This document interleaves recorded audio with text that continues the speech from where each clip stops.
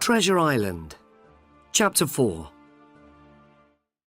I heard people running to look at the island, and I quietly climbed out of the barrel. I then walked up to join the sailors at the side of the ship. We could see 2 low hills and 1 big one. The island was now very close.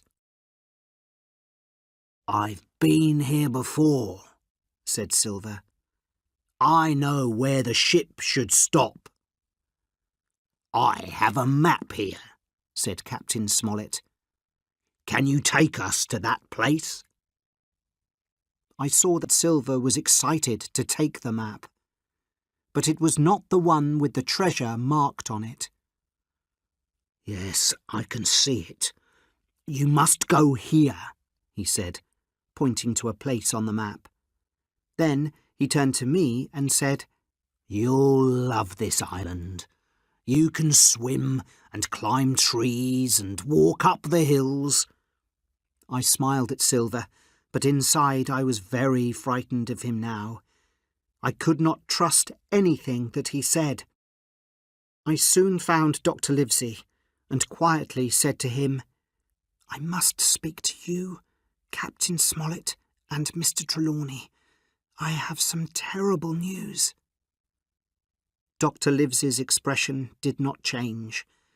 He asked me to find his glasses downstairs and walked off to talk to Mr. Trelawney and Smollett. I waited downstairs, and soon the 3 men joined me. "What do you want to tell us?" asked Mr. Trelawney. I told them everything that I had heard in the barrel.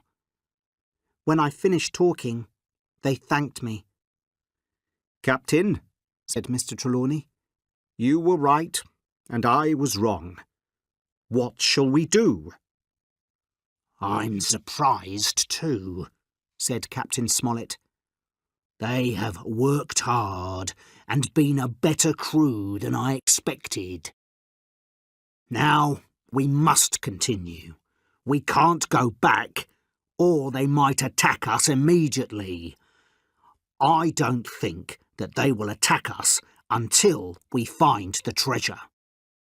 Long John Silver did not find all of this crew, so some of the men are good men.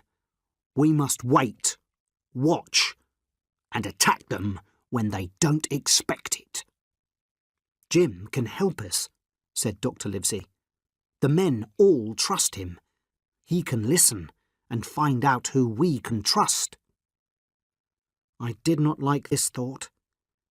I counted the men that Silver did not find for the crew. There were 7 from a crew of 19, and I was one of them. The next morning, the Hispaniola stopped close to the island. There were many trees, and above the trees I saw the rocky tops of the hills. Silver helped Captain Smollett to sail the boat closer to the shore. It was very hot and very quiet. It smelled like bad eggs. "This place is only good for diseases," said Silver. The crew worked hard on our journey to the island, but now they did not seem to want to work. I remembered Dr. Livesey talking about a mutiny. Perhaps it was near. Only Silver worked as hard as usual. Later, Captain Smollett told us that he had a plan. "Let's ask the men if they'd like to spend the afternoon on the island. If they go, we can take the ship. If they don't go, we know we need to fight them for the ship." Mr. Trelawney agreed. We decided to tell all the men we could trust about our plan, and gave them all guns.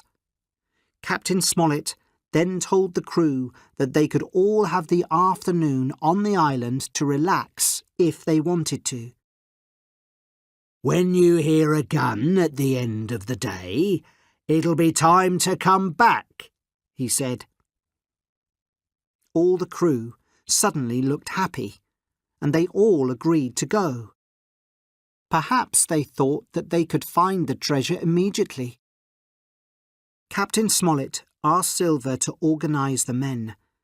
6 men would stay on the Hispaniola, and 13 would take the small boats to the shore. I realised that there were 6 of Silver's men on the ship.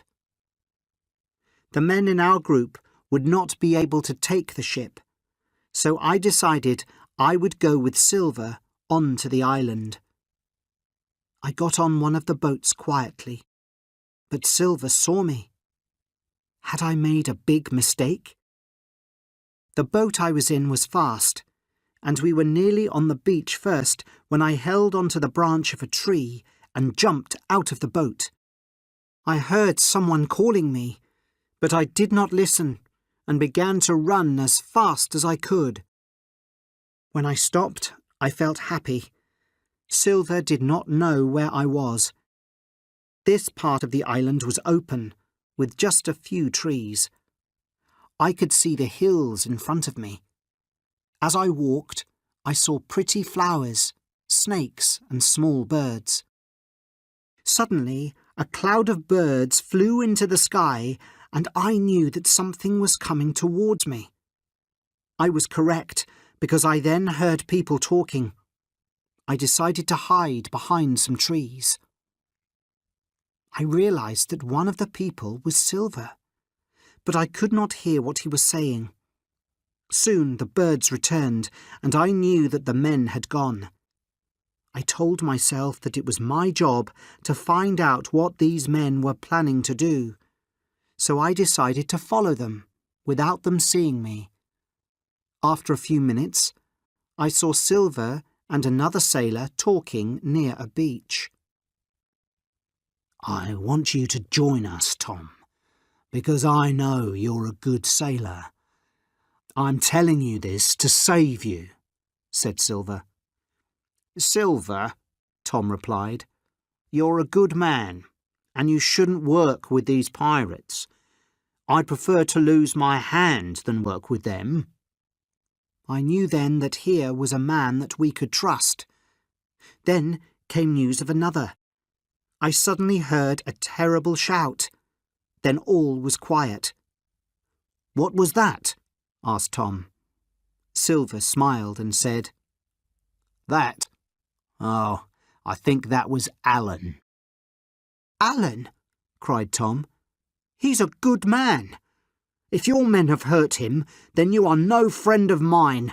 I won't help you." Tom began to walk away from Silver along the beach. Silver suddenly threw his crutch at Tom, and it hit him hard on the back. He fell to the ground, and before he could stand again, Silver killed him with a knife. Silver now blew a whistle, and I knew that more of his men would soon arrive on the beach. I was very frightened. I walked quietly back into the trees, then ran as quickly as I could. As I ran, I began to think, what could I do now? When we heard Captain Smollett's gun, could I go back to the beach to be with these men? If I did, I knew that they would kill me. I would have to stay on the island forever.